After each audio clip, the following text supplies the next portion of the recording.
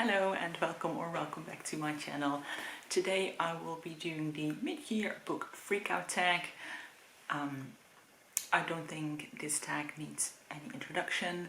End of year favorites and the mid-year book freakout tag are like the two videos that every booktuber does, I feel. I was very kindly tagged by Kim over at Middle of the Book March to do this tag. She recently shouted me out on her channel, which was very kind. So Kim made a few little tweaks to the tag just to fit it a little bit more to us literary fiction readers. So I'm gonna use her questions. They're largely the same, just a few little changes. So the first question is the best book by a repeat author, so an author you've read before. And there's a few options. Which, spoiler, I'm gonna have a few options for a lot of these questions. There's East of Eden by John Steinbeck. I did a read-along of this book with a couple of other booktubers. As of filming, there's still a couple of people still going through it, so I'm waiting for them to finish up, and then we can have like our end discussion.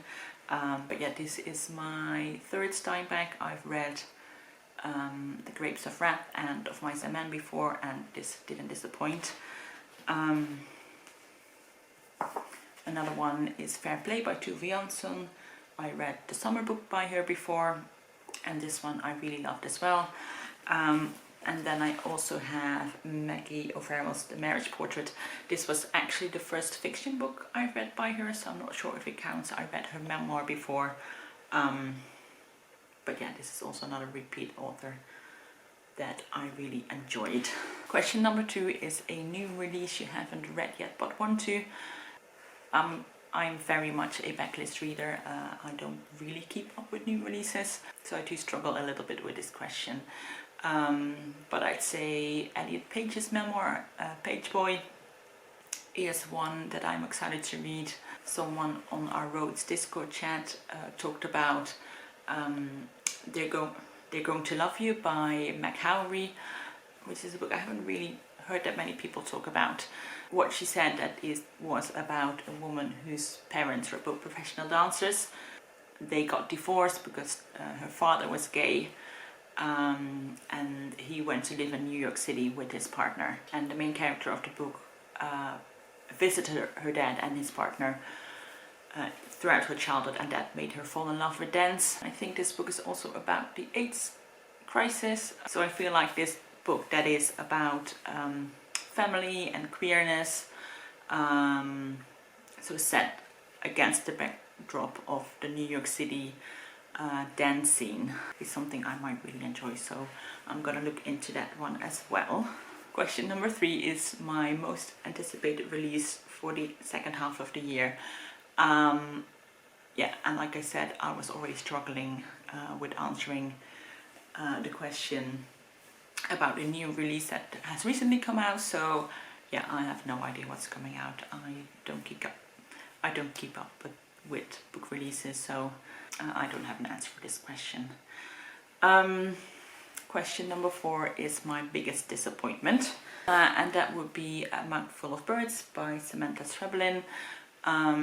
Because I was hoping these would be like creepy, grotesque horror stories with like weird things happening, and it was a little bit. It just was written down so boringly.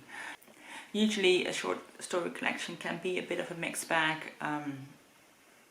You'll have stories you like and you'll have stories you don't like, but this was just like flat all the way throughout. So yeah, unfortunately this was a miss for me. Question 5 is the biggest surprise. I have 2 books for this, very different stories, but they both surprised me in kind of the same way. The first is Erotic Stories for Punjabi Widows by Bali Kaur Jaswal, and the other one is The Charm Offensive by Alison Cochrane. I thought both of these were gonna be like fun, light-hearted reads, and they both were, but they also both had this deeper layer to it and like a more serious aspect to the story. It just went more into like mental health issues and bigger social issues than I expected when going in, which really surprised me in a pleasant way. Question number 6 is a new favorite author, which could be a debut author or new to you author. So I have a couple of books by authors that are either debut authors or new to me, where I've read one book of them this year, and I'm very excited to pick up more of their works. So they are The Secret Lives of Church Ladies by Disha Filio, The Long Way to a Small Angry Planet by Becky Chambers, there's Crow Lake by Mary Lawson, and Cantoras by Carolina de Bertis. I love the writing in all 4 of these books, and yeah, I'll definitely keep an eye out for any of their other books when I'm out book shopping. Question number 7 is a question that Kim actually skipped, which was, what is your newest fictional crush? And usually I'll struggle to answer this question, but has to be Sissix from The Long Way to a Small Angry Planet. If you've read this, you probably know. Question 8 is your newest favorite character. Gotta pick up East of Eden again. Kathy in this book is absolutely one of my favorite characters, one of my favorite villains ever written. I loved how John Steinbeck portrayed her in this book and written her character. Yeah, one of the most memorable characters ever, I'd say. And also Mattie from True Grit. Yeah, she was just so fun and feisty, and yeah, I loved her. Question number 9 is a book that made you cry. Again, A Long Way to a Small Angry Planet. I was definitely ugly crying throughout a lot of the scenes in this book. Question number 10 is a book that made you happy or a book that made you laugh. And this one is a hard question for me as well, because yeah, I don't really read that much light-hearted, funny books. I'd say probably the first 2 books of the Murderbot series that I read this year were the funniest I've read.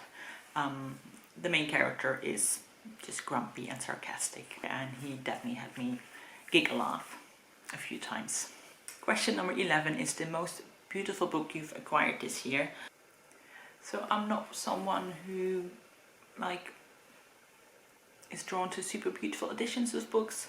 I'm not really attracted to sprayed edges and foiling and all that sort of stuff. I mean, I think it's beautiful, yeah, it isn't my favorite thing. For me, the way the book feels, the texture of the book and the size, and I know how the paper feels, I enjoy that a lot more. So yeah, I don't really have any spectacularly beautiful books for this. One book I recently got, which I thought was very nice, was A Small Place by Jamaica Kincaid, because I like the texture of the cover, I like the paper, I like the size of it. Yeah, I just like the way it's published. I like how it has these, the title and the author's name at the top. There's these, I don't know if it picks up on the camera, but these faded pictures throughout the book. I feel like this is a perfect example of a book that isn't immediately beautiful, but you can see the attention to detail that is put in the book. So yeah, I think that's the kind of beautiful book that I enjoy. Question number 12 is, what books do you need to read by the end of the year? I don't need to read anything, but I did do These Books Will Self-Destruct video at the beginning of the year, where I said if I didn't read these books by the end of the year, I'd have to unhaul them. And there's definitely a few books on there that I would really be sad if I didn't read them by the end of the year. And they are The Memory of Love by Aminata Forna, Corregidora by Gil Jones, and Know My Name by Janelle Miller. Question number 13 is the best book you've read this year so far, and a lot of the books I mentioned today are in the running, but I've narrowed it down to 2 for now, and they are The Long Way to a Small Angry Planet and East of Eden. Yeah, very, very different books, but I loved both of them. And then question number 14 is shout out some people, content creators you've been loving, and I'll be shouting out some fellow teammates from Rhodes. Will I ever shut up about them? Probably not. So first there's obviously Ruby of Ruby Red. I've been following her channel for a while now, and she just seems like a very kind, sweet person. I love her Tic Tac TBR videos, which is a TBR game she plays every month. And she also has this series where she lets other people curate her vlogs, so other people will tell her what book to read and like what activity to do and something food or beverage related to make, which I think they're really fun. So Ruby, and then also I wanted to shout out Manny of Reading with Manny, I think. She is from Uruguay, and yeah, I only just recently subscribed to her channel and started watching her videos.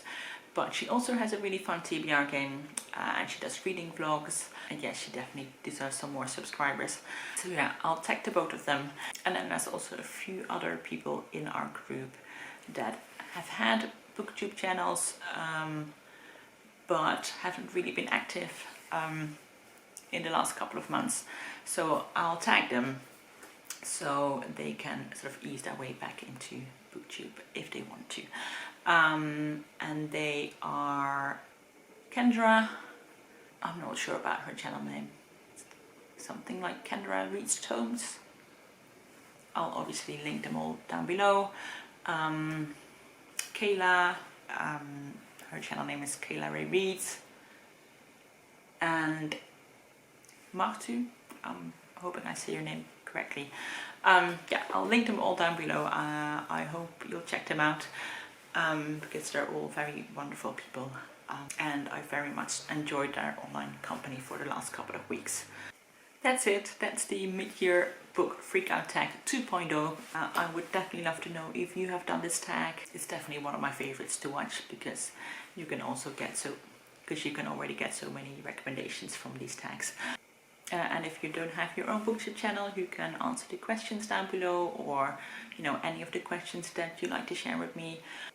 Yeah, and that's it for today. I'll see you in the next video. Bye bye.